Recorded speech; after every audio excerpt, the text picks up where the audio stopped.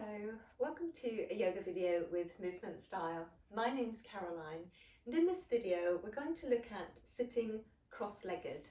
Many people find it challenging to come into seated in cross-legged. Perhaps they've been able to sit like this in the past, but they're no longer able to do so. And this video is going to work on specifically opening up the muscles that we need to release in order to be able to come comfortably into cross-legged. So that will be across the lower back, through the outer thighs and the inner thighs, and also the muscles around the foot and the ankle can be the reason why cross-legged is not a comfortable position. So we're going to work specifically towards Sukhasana, cross-legged with the ankles crossed, but we'll also think about Siddhasana, where essentially the heels cross one another, which is a slightly more even, slightly more balanced position, and which can sometimes be easier for people than Sukhasana, which is the happy or easy pose. To help us with the practice, we're going to have a yoga strap or resistance band or any scarf or tie that allows you to support the leg when it's extended above you and you're lying on the floor. A block, particularly if perhaps you have never been able to sit in cross-legged, or if when you try to sit in cross-legged it tends to be that your knees are very, very high, much higher than the line of your hip joint. And also potentially if you haven't got a yoga block, you could have instead a blanket or a cushion or a pillow, just something that will help to elevate the pelvis a little bit when we come into the seated positions. So in the meantime, we're going to begin the preparatory work of opening the hip joints and releasing the lower back, and to do that, begin by coming onto the back. We're going to just roll down through the length of the spine. You can always support the head, just let the neck lengthen from between the shoulder blades, and then from here we can lengthen the hips away from the rib cage, and let's slide the legs away from us in line with the hip joints. And as you're ready, with an inhalation, let your tailbone tuck under so it's directing towards your heels and the small of your back. The back of your waist stays nice and long and close to the floor. Crests of the hip bones will be up towards the ceiling. So we're breathing in to tuck the tailbone under, to stretch towards our heels, and to continue breathing in, releasing the arms up and back. So as the arms go up and back, aiming to keep the back of your waist close to the floor and the spine in the back of your rib cage in contact with the mat. So you have to open up a lot through the sides of the chest and the front of the chest.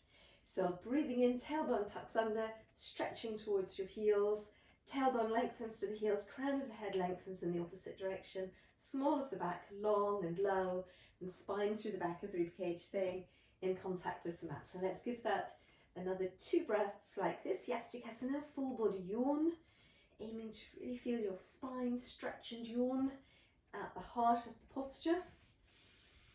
Breath beginning to really flow as well through this action with the arms. Now this time on the exhalation, let's draw our right leg in and towards us, clasp the hands underneath the back of the knee, keeping the neck nice and long and close to the mat. And then we're going to breathe in, slide that leg away, tuck the tailbone under, reach the arms up and back.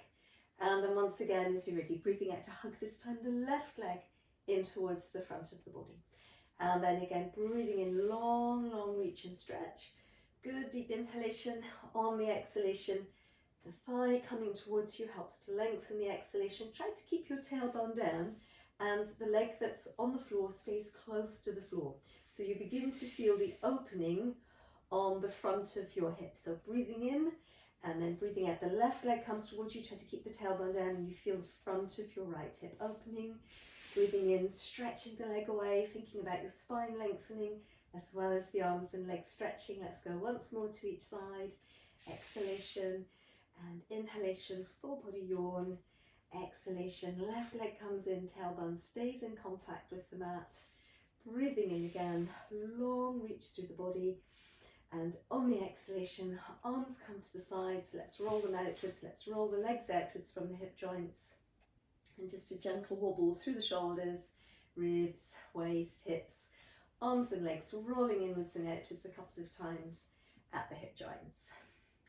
And then we're going to flow on and into our next position.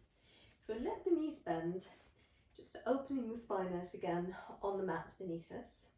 Let's open the arms out towards the side so they're lengthened in line with the shoulder joints. So if you've got lots of space, both arms can be nicely lengthened. If you shouldn't have lots of space, you can always bring the hands into the back of the head and stretch towards your elbows. Here, let's, as we're ready, on an exhalation, keep the shoulders grounded. That's to say, as we twist the lower body towards the right, let's really work on keeping the left shoulder in contact with the mat.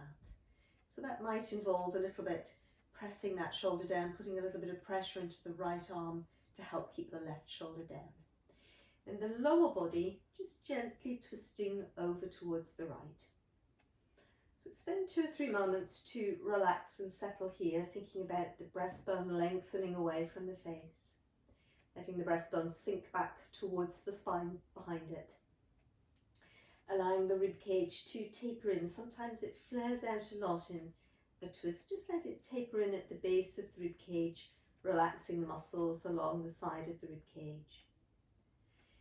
Behind the abdomen, letting the spine lengthen out, avoiding too much arching, and feeling from the crown of the head a releasing and a lengthening towards the tailbone. We're trying to let the weight of the legs be relaxed, opening away from the hip joints. And then gently here, aiming to let the spine remain as undisturbed as possible. We're going to draw the top leg, so in theory the left leg, up and forwards and over the right leg, so that you're creating a right angle at the front of the left hip and a right angle at the back of the left knee. And that left foot might be able to connect with the floor, and letting your left shoulder still stay down. So it's important that the spine has an anchor here back at the shoulder joint. So this is quite a strong opener through the outside of the hip and the outer thigh on the left side.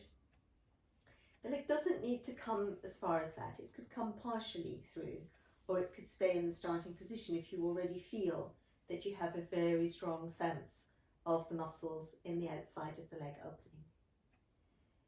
So again, even though we're in a strong opener for the lower back and outer thigh, just check in with your spine, having a sense again of the spine being able to lengthen from the crown of the head to the tailbone, seeing if it's possible to relax all the little spinal processes on the back of the spine, to soften between the shoulder blades and the rib cage, and to keep your breath flowing comfortably. It might be that you need quite a long exhalation to help the breath flow comfortably in an intense opening as this may be for you. So let's breathe a last round of the breath in this version of Jatara Parivriti, so the revolved abdominal pose. It's also the revolved spine pose, but it's actually called revolved abdominal pose. And then let's just slide that top leg again in line with the lower leg. And then from there, flowing the spine back to the center. See if you can come back through the spine in the rib cage, and then the waist, and then the hips, and all the way back again to the center. Now the twists are good for lengthening the spine, but often we're not just quite as aligned coming out of a twist as we were before we went in, and it's always good to be well aligned in the spine before heading into a twist. Just lengthening out the spine again, and as you're ready, letting the right shoulder this time be nice and heavy and relaxed into the floor. We're going to let our spinal twist release across towards the left side, flowing through the tailbone, then the sacrum, then vertebra by vertebra through the waist. A little bit of pressure possibly into the left arm so that the right shoulder stays down and in contact with the mat.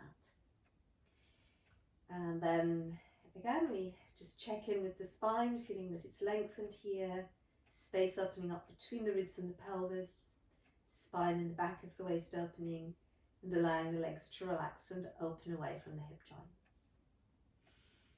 And then from here, as you're ready, taking the right leg and gently sliding it over the left leg, just seeing if, how far it will come. If that works, it might just come to part way, or it might come all the way through, like that.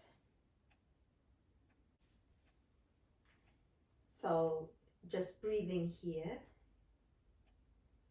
allowing the outside of the thigh and the outside of the hip to relax as much as possible, letting the weight of the right leg release across to the left side.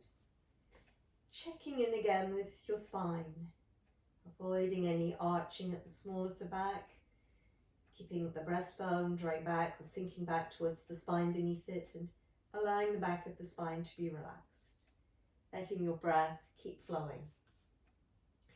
And in a strong twist like this, it's often better just to let the weight of your head stay centered. You might feel that it feels good to release it in the opposite direction from the lower body. But usually in the stronger twists, I keep the head centered. So just breathing there. So a last slow full round of the breath being here. And then once again, as you feel ready, gently allowing the top leg to slide back over the lower leg, and rolling the spine back into the center little by little until you're lying once again on your back. So here again, letting your spine settle, just relaxing it, feeling it's nice and long and open.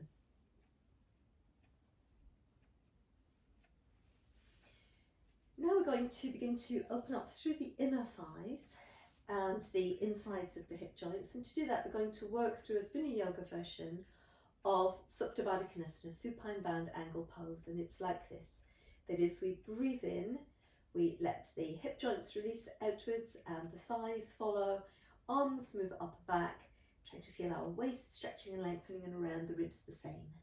Then we breathe out in this position, breathe in this position, and breathe out to bring the arms back to the sides, to let the legs come back to the center and allow our spine to relax into the mat. With positions like this, although we see the activity in the arms and the legs, in fact the spine is really key. The spine is always the physical heart of the yoga posture. And so as the legs are moving wide to the side, we need to adjust the strength in the lower abdomen and the midsection to keep the spine as long and as low as possible. It will arch away from the floor a little bit, but in order to really open the hip joints, we need to keep the spine pretty long, keep lengthening the hip flexors over the front of the spine rather than just allowing the spine to tip so we don't have to open so much.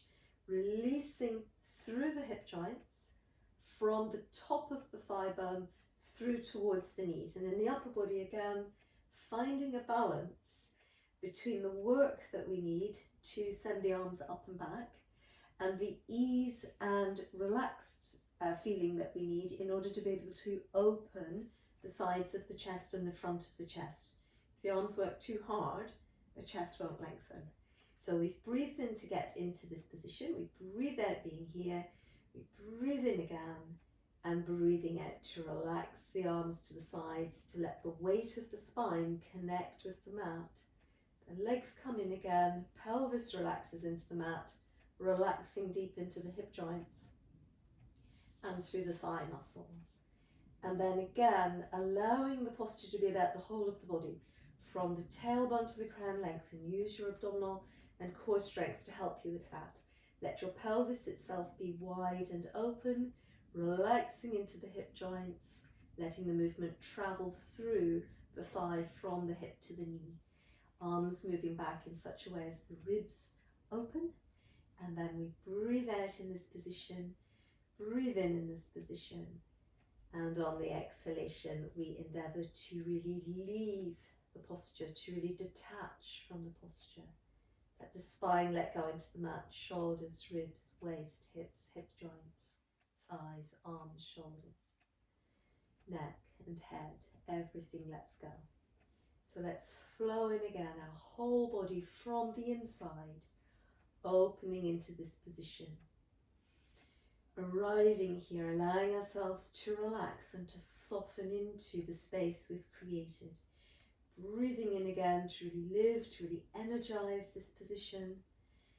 And then once again, as you're ready, leaving it, detaching, leaving it completely, softening back, letting go. So this time we're going to spend a moment to simply relax, to allow the body to absorb the opening of the last practice, to let the spine relax, to let the pelvis be broadened open and letting go deep into the hip joints. And from out of that position, we're going to let the right leg rise and placing the ankle just beyond the ankle bone on the left thigh. And as the leg comes up, especially from the last position, we've been opening the hips, hip joint, the pelvis. If you can come up very gently and softly, holding on to lots of space and ease in that right hip joint, that will help.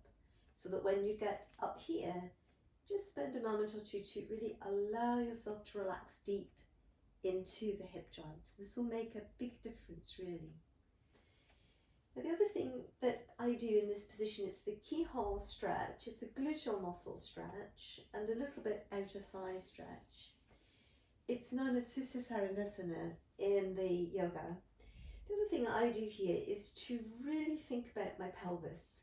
I try to feel the weight of my sacrum, that bone at the base of the spine that wedges into the pelvis.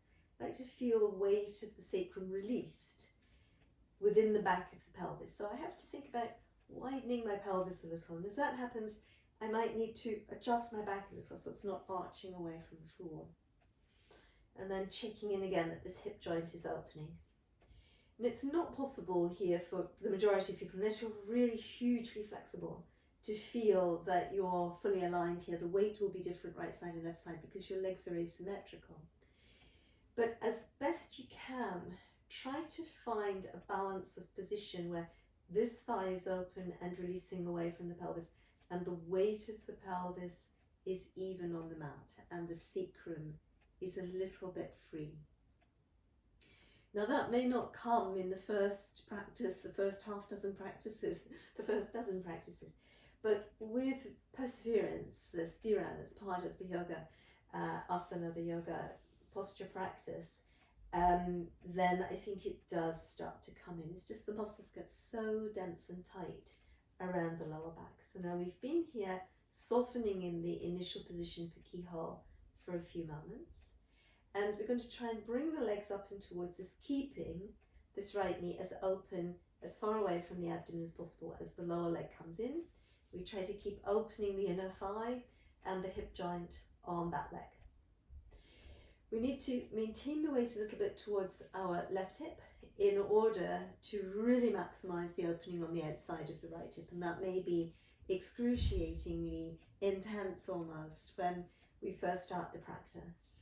Let your head and neck still stay long and released and relaxed. And so that might involve popping a blanket or a low cushion underneath the back of the head to help you. And also it may be that in order to bring the legs up and towards us, we need to just pop a strap or a tie of some kind underneath the lower leg and come up partway. So again, as we do that, try to keep your collarbones open, slide the shoulder blades down the back, in a sense, feel the strength of supporting the position come from under here in the back of the upper arm, back of the shoulder. So this may be where you are. Really, in all the versions of the keyhole, we ideally keep the tailbone down. I'd say ideally we're in neutral spine. The tailbone rolls away, this opening will be a lot less intense. The muscles we're trying to reach are between the thigh and the sitting bone, so if the sitting bone keeps coming this way at the same time as the thigh, we don't get the same opening. Now we've been here a little while in Sukhasana, and it might be time to release the lower leg towards the floor, and we're going to move through into opening the back of the leg and then the outside of the leg. And it's Supta Hasta Padangusthasana 1 and then 3. And it's really the 3 version of the posture that we're mainly aiming at here. However, that third version of the posture will be much facilitated by opening the back of the thigh. And what I like to do as I come out of the last position is to just gently try to hold on to space in my hip joint And slowly, slowly, slowly move this leg forwards and towards me. And you might notice at the same time I'm edging the lower leg away. And I let the legs edge and lengthen away from the hip joints slowly, both legs. Now eventually I'm going to aim to get the leg up here, and if I didn't turn the leg around it would be Bhairavasana, sleeping yogi, but I'm going to turn the leg around so that the knee is facing me. And I'm here, my tailbone is still down and the leg has lengthened up. So, you know, of course I get a lot of practice at doing these things and I've got used to doing it. But even if it doesn't come as far as that, just coming in gently from the last position will be a lot more facilitating of opening the muscles around the thigh than quickly shooting from one position to the next. So let's say we've got into this position with the leg extended, and then we might think about, if it's a very strong opener for the back of the thigh, we might think again about supporting the weight of the leg. So we're supporting the leg to take some of the pressure off us as we're trying to lengthen the muscles. Thinking as well about keeping the back of your neck long and really allowing the spine to be released through the neck, through the spine in the rib cage. And I always think in this hamstring opening position that it's usually better to keep the lower leg a little bit bent. When the lower leg fully extends, it's more intense, but really because we've added in a hip flexor opening position in addition to the hamstring opening position. And if what we're really aiming for is a hamstring opener, we may as well just stop and stick with that. So here we are, opening the leg. It's the back of the leg that needs to open from the sitting bone to below the knee joint, and then a little bit the calf. But also, if we're gripping in the front of the hip joint, the leg won't be able to come forward, gripping in the inside of the hip joint. So we need to release through the inside hip, inside knee, heel as well. So the leg will move. And if I grip in my hip joint, the leg doesn't move. If I release in my hip joint, the leg moves. So that's the range, and I can stop the range by gripping in the hip joint. So if you're trying to open up your range, let go through the inside leg as well as through the back of the leg. So now we are going to extend the lower leg because it tends to facilitate the practice of bringing the leg across the front of the body. I've got the strap over my right foot, so I'm holding the strap in my left hand, so opposite hand to foot, whichever foot you've got raised. And I try to keep my lower leg in line with my hip joint, so it's going to be crown, sacrum, tailbone, inside hip, inside knee, heel, making a line. If you stretch a little bit through that line, pushing into your heel, it helps a bit. And then bringing your right leg across the front of the body. Again, as I work this to make it effective, I aim to keep my right hip back in contact with the mat. And when I first started doing this, I probably had hardly any movement at all. It was probably about here at the start. That's okay, just start where you are. If you've come through and the leg's hardly able to move at all and the hip's still in contact with the mat, just let the hip lift up a little way, leg goes down a little bit, and then you try to sink the hip back to the floor. It might go all the way back, or it might not. So it might be that it goes back a little way, but not all the way. So you come through just little by little, release the hip a little, leg sinks, try to drop the hip back. So for me as well, at a certain point when I get to about here, I'm going to have to lift the hip up a little and then try to sink it back in order to get any movement, to get any play going on. Now, a big mistake that a lot of people make with this position is that they let the leg drift away from them and miraculously it goes to the floor. That's because we're no longer opening the hard to open muscles in the outside of the hip and the outside of the thigh. So the bad news is there's no way of getting out of the hard work. If you want to open these muscles, you've got to stick on this alignment and, just gradually work through. And there's no reason why you can't gently, if it's really too much, come away from it and then just give it another little go. With this as well, it's the inside of the hip joint, inside knee heel that you need to lengthen through. So as the leg comes down, often people feel a bit of impingement on the inside of the hip joint, and we need to keep lengthening from the inside of the hip to the inside of the knee heel, and that will give us more freedom. And then as we come back out of the position, we're in a slight spinal twist. So come back gently through the ribs, through the waist, into the sacrum, tailbone, and your leg comes back above you. Let's fold the leg in and down, relaxing it towards us. And after such a lot of opening, let's slide it away, roll the legs inwards and outwards a couple of times, releasing and letting go. So let's again bend the knees and begin that sequence through to the other side. So we're coming into, again, the keyhole position. We haven't just been in the Supta Baddha Konasana. You might think it's worthwhile just to breathe into that again, to open that side a little, breathing out there, breathing in again. And as you come back out of the position, trying to come back, keeping your hip joints as relaxed as possible, especially on this left side that we're about to open now. So then we had the idea on the first side of lifting the leg up in a relaxed way, so that all the way as we lifted it up, we're trying to preserve space and openness in the inside of the hip joint. So now again, when I was originally trying to do this as well, I always found my leg was something like that. So I've got used to really opening it and finding out how to do that, just gradually, little by little, from the inside, allowing the spaces to open up. So we have natural spaces between our bones, commonly referred to as joints. We need to allow the muscles to be relaxed around those joints when we're trying to come into a position like this and we're fully supported on the floor, and that wouldn't be a good idea if we were standing up. We're trying to stretch here, so we come into it keeping the muscles relaxed around the joint so that the muscles aren't working too hard. They might begin to open for us little by little.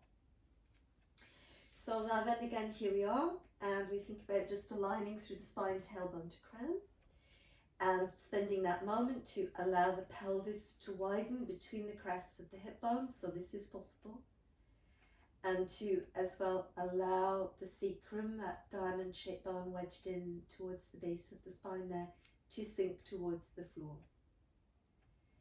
And this takes a few breaths. You're just trying to feel that symmetry gradually sinking through your pelvis into your hip joint, into the weight of the thigh. And then once again, as you feel ready, and this leg is well crossed over, so the ankle's just to the outside of this thigh, you need a bit of abdominal strength. You flow the legs up and towards you, reach through your left leg to hold on to your right thigh with the left hand, and on the outside of the thigh with your right hand.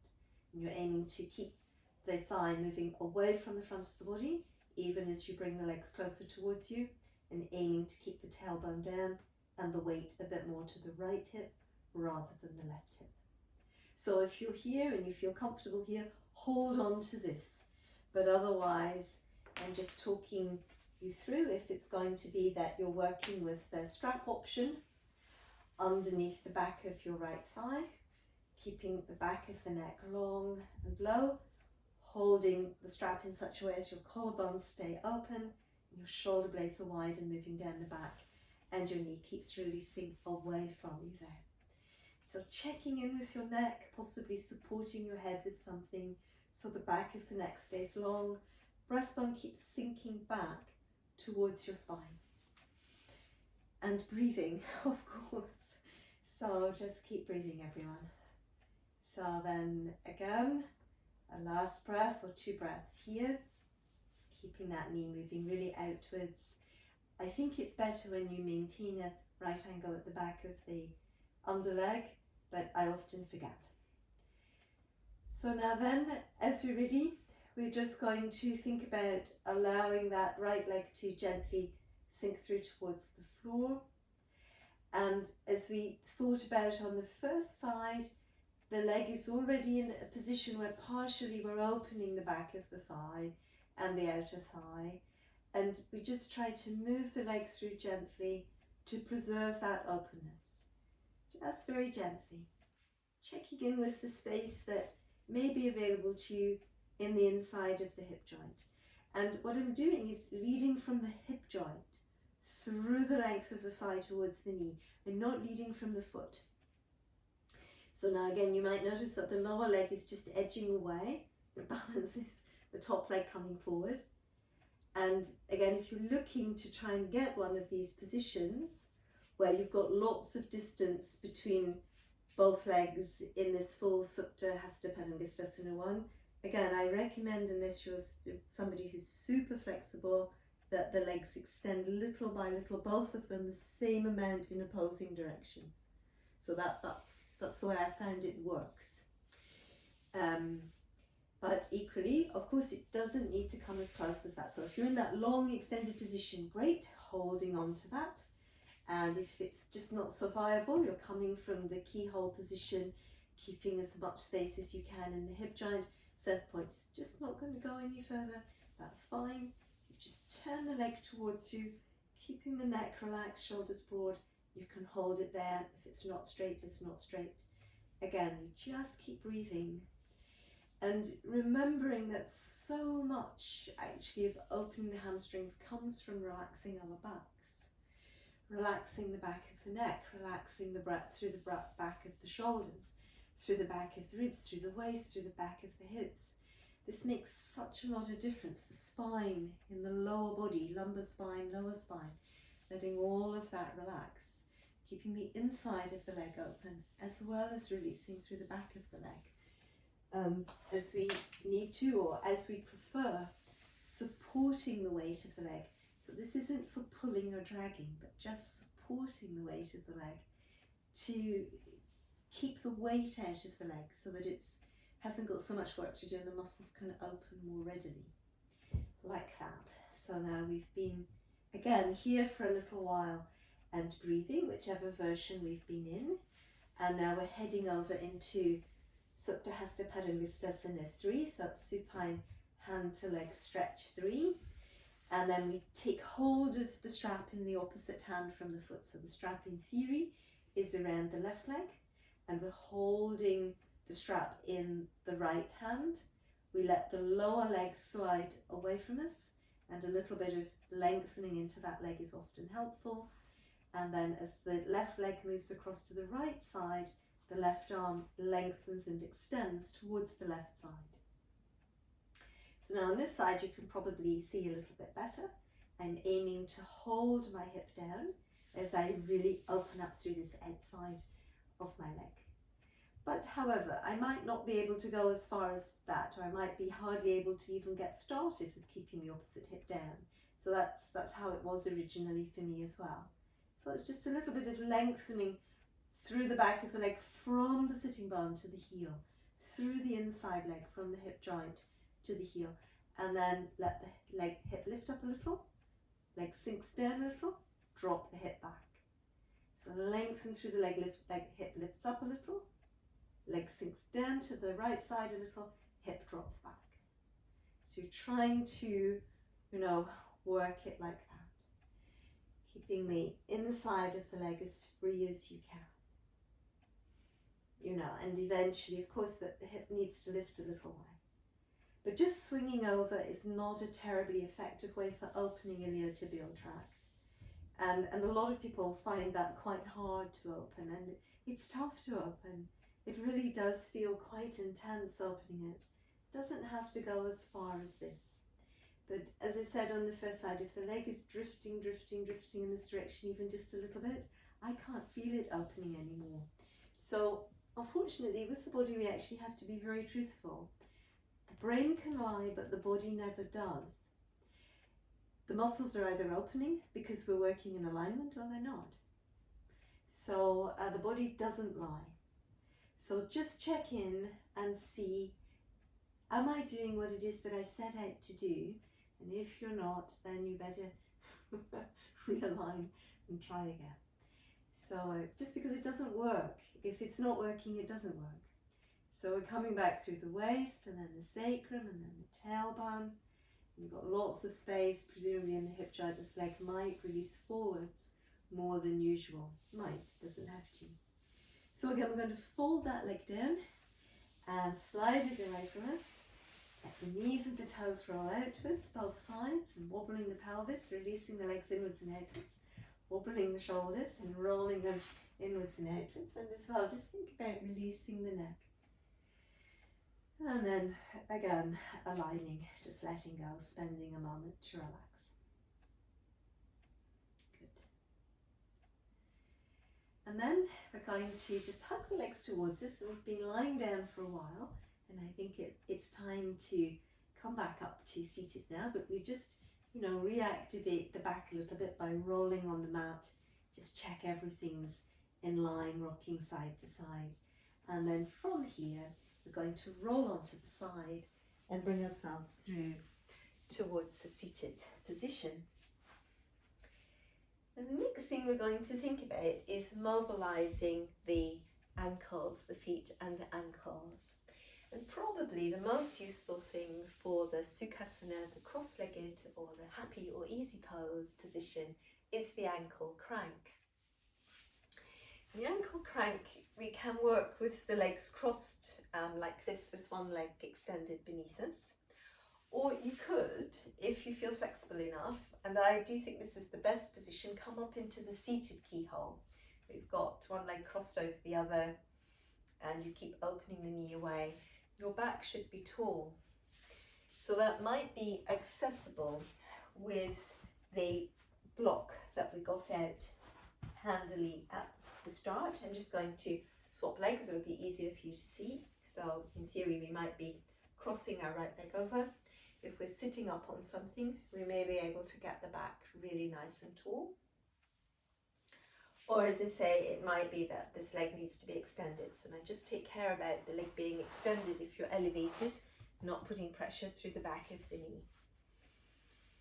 And what essentially we need to do here is just to create a circling action through the foot. So it's going to be that you put a little bit of pressure there onto the foot and ankle to open it around. Now the foot and ankle don't make a circular action, it's an elliptical action, so it's a kind of loop-like circle on one side. And you open the front of the foot and the outside of the foot, turn away, opening the inner step and away. So we can put a little bit of pressure into this, and the ankles are very strong. I mean, they're carrying our body weight around all the time, but equally, it's not something we want to overdo.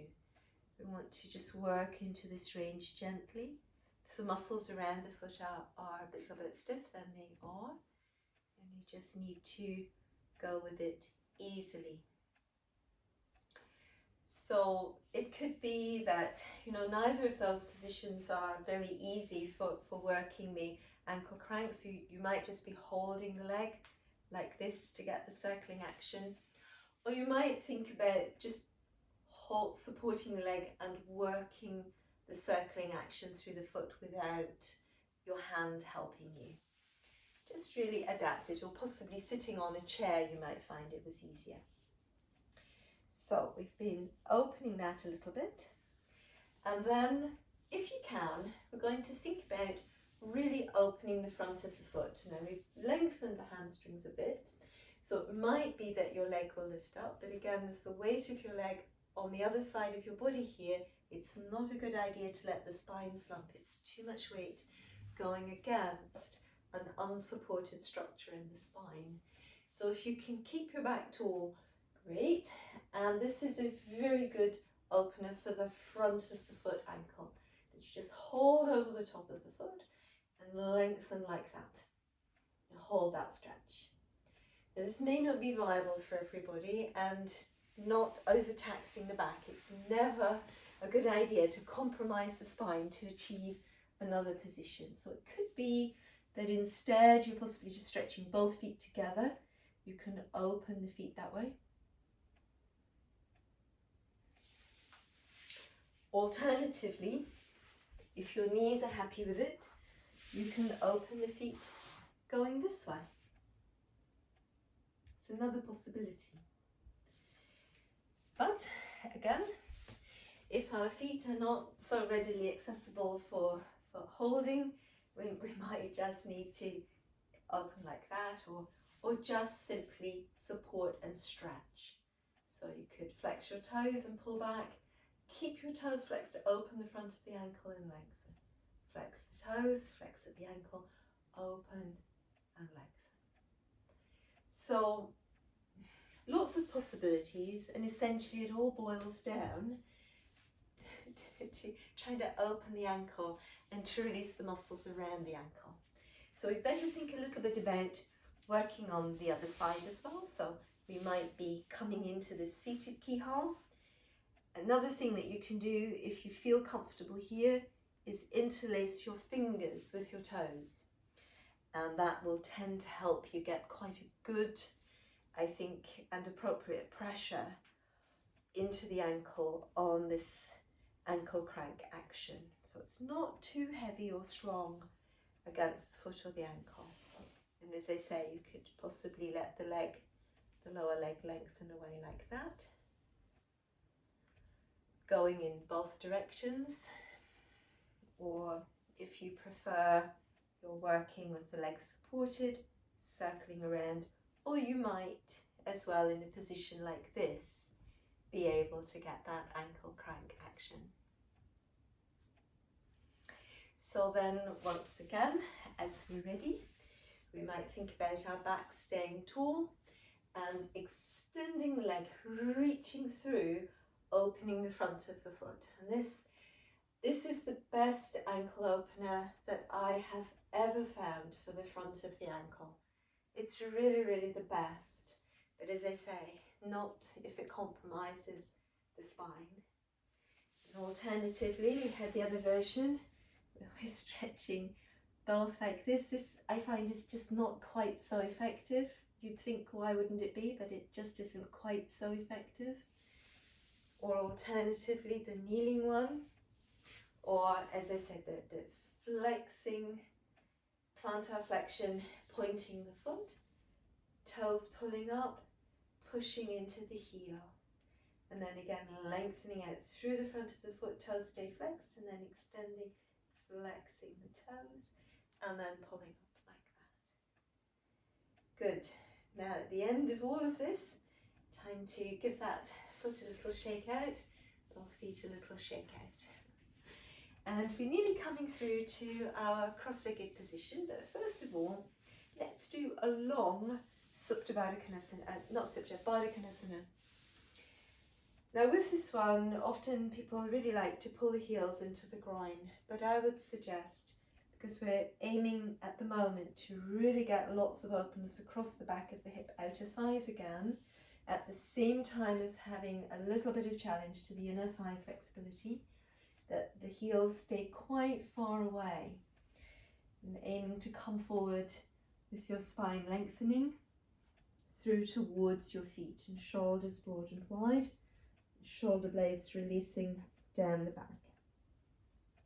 So it's more or less that position where your head would be able to rest into your feet, or slightly further and longer.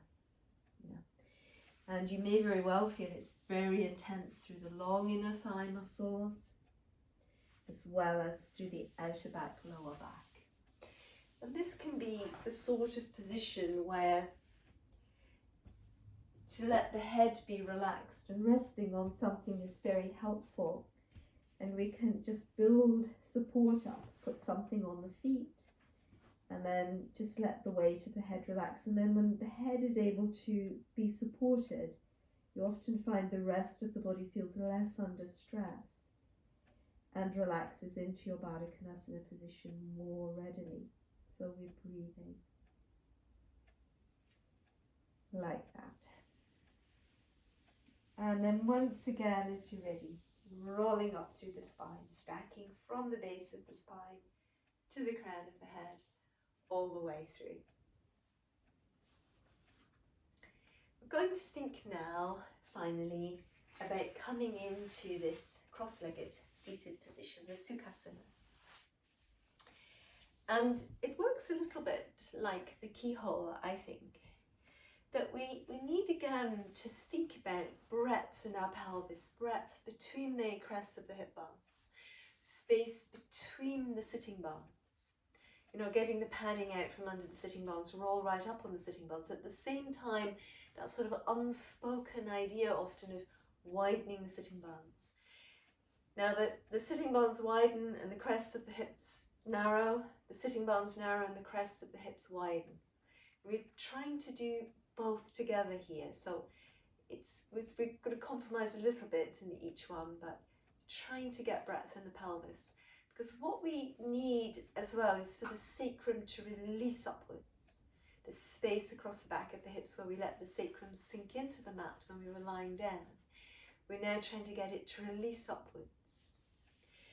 And again, as you come into the position, you can see I've got the legs already released to the sides, and I'm trying to relax into my hip joints again. I'm trying to feel that from my broad pelvis position that I can relax into the hip joints, find space, and let my thighs be easy and relaxed. And then from there, as the legs are coming in, again, just like we practiced in the keyhole, bring them in with lots of softness there in the hip joint, in the thigh. And on this side as well, lots of softness there in the hip joint, not really picking the leg up terribly much. Just see if you can draw it in very lightly and then crossing over at the ankle. And that will maximize all that opening and loosening that we've done across the back of the hips. Now, often when people's knees are terribly high, this might be to do with your actual bone shape in the hip joint and your thigh bone shape. I mean, you might not have a very big socket in your pelvis, and you might have quite a large head to your thigh bone. You know, and this is probably all very good and helpful when you need to be strong and climbing or running, things which I don't do such a great deal of, you know. So different bodies for different things, but let's say we want to relax in a bit of cross-legged position. Sitting up will allow, as you can see, the weight of the thighs to drop down a bit. What you're doing is essentially, if I come here, my legs sort of naturally stop about there, partly because my thigh bone is now resting on the floor. If I hop up onto a block and I stay forward on the block, then my thigh bone can sink down in front of the block and the legs go lower. And it's the same for coming into cross-legged. If you're a little bit elevated, it might be that your thigh bone drops down in your hip joint because the space for it to move into between the block and the floor, and your knees drop below your hip, which is what will enable your spine to lift tall in the position. Without that being like this, never such a good seated position. So you can sit on a block, or it might be that you're sitting on a cushion or a rolled up blanket. Whatever works, really. Whatever you have, whatever works. So that's Sukhasana, really, with the ankles crossed, happy pose or easy pose. And we should think in terms, if we can, of practicing it in both ways. So the left leg also comes in first, and the right leg comes in first and the left leg crosses under.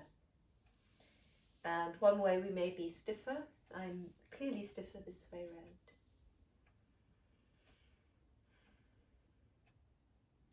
So also, I said at the start of the video, we just think a little bit about Sukhasana, so we can always release the legs and open up the backs of the knees again. Sukhasana is adept's pose. It's just a little bit, in a sense, closer to Padmasana, the lotus. So again, as you would bring the leg in, letting it just come in softly, just letting the hip joint stay relaxed, take the weight of the leg and the hand, come in, and you're turning the front of the foot to the floor and letting your heel be lifted towards the ceiling. And then the other leg comes in, and again, allowing the leg to be heavy so that you can keep your hip opening. And what it is that you can just cross the heels one behind the other. This position, I think, is easier than cross-legged. It's not supposed to be easier than cross-legged, but I think it is. And I find it so with my body. So I'm also really lengthening through here both sides and through the back of the hips and releasing the sacrum. And because the feet are staggered, the pelvis is level, and that will be a lot easier. This is a position which it's much better to twist from with the hips level than Sukhasana, where the pelvis is never really level. And if, for example, we are built with, you know, an imbalance in our pelvis or our hip joints, and I have two differently shaped hip joints, a position like this is probably going to be easier if we have a noticeable imbalance of any kind. So that would enable a twist more readily than if my hips are, one is high and one is low, so the twist is not so good then. So this is a modified version of Siddhasana, and we might think as well about just practicing it to the other side. So the heels are crossed, and again sitting bones open, pelvis widening, sacrum releasing, opening from the hip joint to the knee.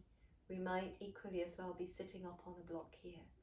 And it might be that, again, if your cross-legged position is still difficult in a block, but that you actually can access it from here with the heels crossed. Now, Siddhasana has other versions. So the more advanced version of Siddhasana is where you just take the toes and you slip them in. Somehow it always feels like an envelope to me when I do that. You just slip the toes in between the calf and the thigh and try to let the leg drop down. But this is slightly more difficult. For some reason, one foot is resting slightly on a nerve in my shin or my calf. It doesn't feel so comfortable just because of the way the pressure is exerted from the bones of my feet into this part of my leg. And I think in a way, I personally just think it doesn't matter. Our knees should be comfortable as possible. The back should be tall. And if we're in a position where our spine is tall, we're creating a lovely triangular shape, pyramidal shape. So we're connecting with that, you know, sattva, rajas, tamas, triangle of infinity, then I think it's fine wherever we are. Let's just breathe for a moment, finding a comfortable seated position. And if that doesn't happen to be Sukhasana or Siddhasana, let the legs extend and just let the body relax. You're still in a triangle of infinity here as well, you can see it. So we're just going to relax and breathe. We can imagine, if we like to, that the breath is drawing up through the spine, traveling to the crown of the head, breathing back out from the crown of the head down through the spine, and the breath leaving the body through the hip joints. Let's just really breathe in through the tailbone, through the spine, circle the arms up, and breathing out again, just keep the spine tall, let the arms circle back down. Let's breathe through twice more.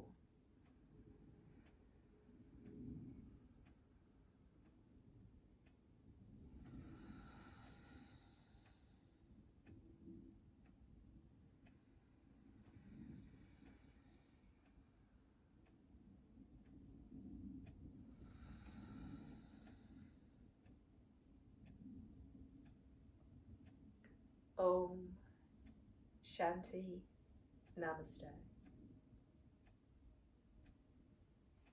Well done, and thank you for watching. I hope you found this helpful, and please write comments below and let me know if it's been of any help to you in coming into Sukhasana or Siddhasana. Hope to see you again soon on Movement Style. In the meantime, take care.